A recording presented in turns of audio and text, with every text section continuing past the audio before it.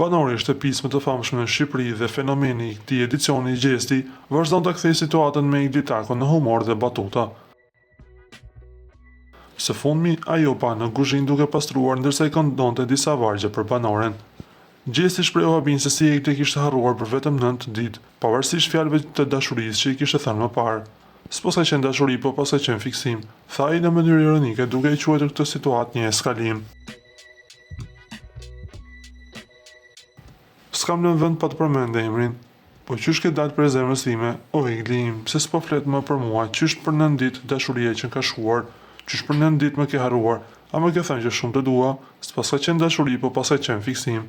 Ishin këto fjalët e gjestit. Nga ana tjetër, Egli ka ndryshuar tërësisht qasjen ndaj gjestit dhe disa banorëve të tjerë pas rikthimit të saj në shtëpi, çka ka sjellë dinamika të reja në raportet mes tyre.